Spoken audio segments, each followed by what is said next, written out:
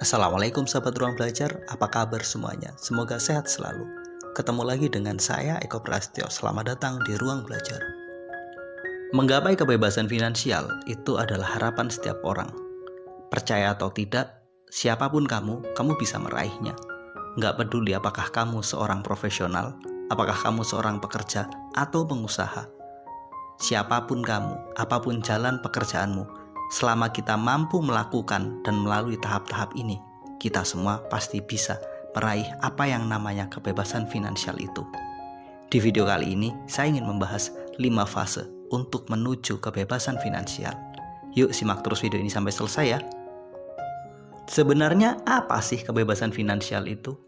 Ada begitu banyak definisi tentang ini semua. Tapi yang pasti, saya ingin memberikan definisi yang paling simpel dan mudah dipahami. Seseorang bisa dinyatakan menggapai kebebasan finansial adalah ketika saat ia hari ini berhenti bekerja, tapi ia tetap bisa menjalani hidup dengan standar yang ia inginkan, dengan standar sesuai dengan apa yang dia harapkan. Pendek kata, jika hari ini dia tidak lagi berpenghasilan, ia masih tetap bisa menjalani hidupnya dengan santai, dengan nyaman, sesuai harapan dia sampai dengan akhir hidupnya. Maka inilah definisi yang paling simpel untuk memberikan gambaran tentang kebebasan finansial itu. Lantas bagaimana cara membangunnya? Ada 5 fase jika kamu ingin menggapai kebebasan finansial itu. Fase pertama adalah earning money. Di fase ini kita mulai menghasilkan uang, apapun jalan yang kita pilih. Boleh kamu menjadi seorang pekerja, apakah kamu menjadi seorang profesional, atau mungkin kamu membangun bisnis sendiri. Terserah, kita mau pilih jalan mana. Yang penting, selama kamu sudah mampu menghasilkan uang, artinya fase pertama dari menggapai kebebasan finansial telah kita lakukan, telah kita tapaki. Siapapun yang ingin menggapai kebebasan finansial, fase earning money atau fase menghasilkan uang itu wajib dilalui.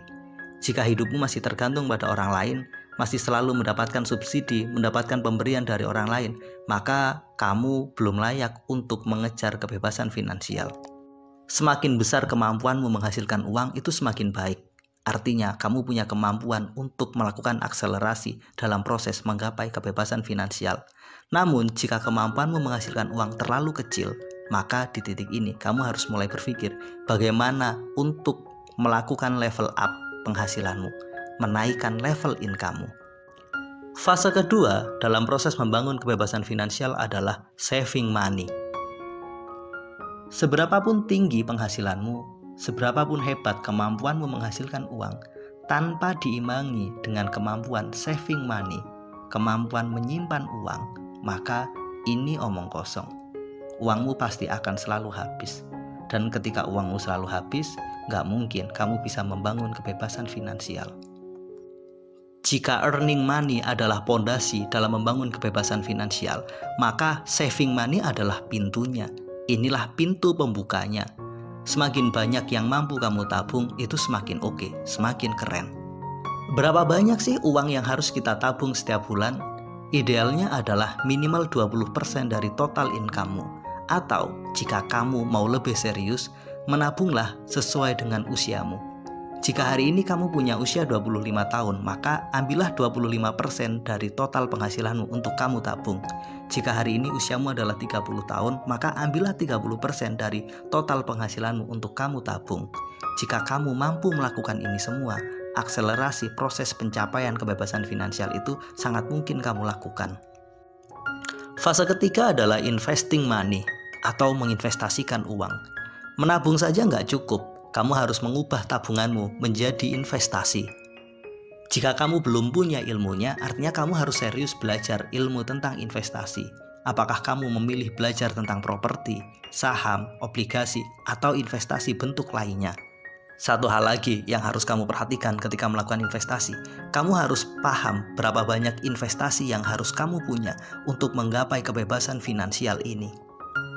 Sebelum menghitung berapa banyak nilai investasi yang harus kita miliki untuk mendapatkan kebebasan finansial, maka kita harus menetapkan berapa standar hidup yang layak untuk kita setiap bulannya. Katakanlah standar hidup yang layak untuk kita setiap bulan adalah 10 juta rupiah. Maka mulailah berpikir bagaimana memiliki sebuah investasi yang menghasilkan 10 juta rupiah per bulan. Misal, kamu memilih instrumen investasi yang menjadi targetmu adalah properti, dalam hal ini adalah kos-kosan. Dengan target penghasilan 10 juta rupiah, kamu menargetkan punya 10 kamar kos-kosan dengan sewa per bulannya adalah 1 juta. Jika kamu sudah punya ini, artinya target kebebasan finansial yang kamu tetapkan lewat instrumen investasi properti itu sudah semakin jelas. Atau alternatif lain, kamu memilih obligasi sebagai instrumen investasi yang kamu pilih untuk membangun pondasi kebebasan finansial kamu. Katakanlah dengan bagi hasil 6% per tahunnya, maka untuk bisa mendapatkan penghasilan 10 juta rupiah per bulan, kamu harus punya investasi senilai minimal 2 miliar rupiah. Setelah kita tahu berapa banyak investasi yang harus kita punya untuk menggapai target standar kita, maka di titik inilah kita harus terus menabung dan kemudian mengubah tabungan kita menjadi investasi sesuai dengan perhitungan dan perencanaan yang telah kita tetapkan. Fase keempat adalah melindungi aset dan kekayaan investasi kita. Jangan sampai investasi yang sudah kita bangun habis dalam waktu sekejap. Jangan sampai kekayaan yang sudah kita kumpulkan lenyap begitu saja. Ada banyak hal yang bikin itu terjadi.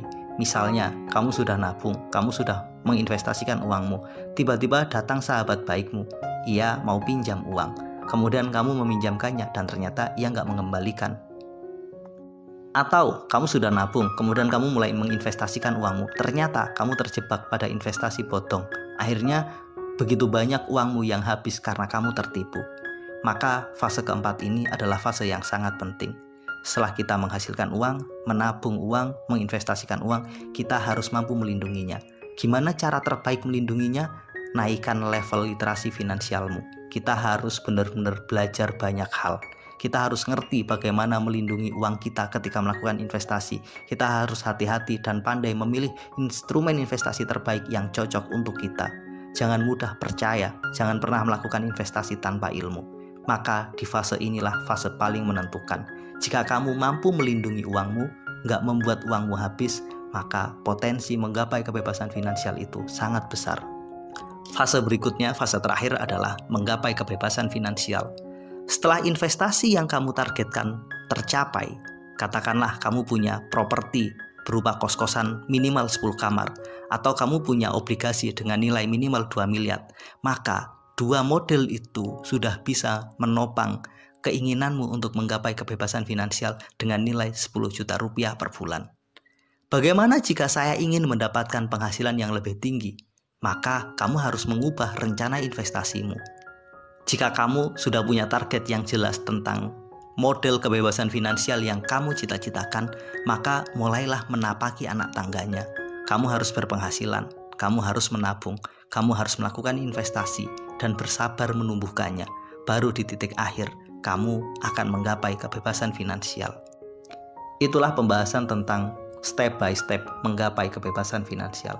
Mudah-mudahan video ini dapat memberi manfaat untuk kita semua. Yuk mulai serius membangun kebebasan finansial, mulai serius punya visi finansial yang produktif. Mudah-mudahan semua proses kita dimudahkan. Sampai ketemu pada video kami berikutnya. Terima kasih telah menonton. Assalamualaikum warahmatullahi wabarakatuh.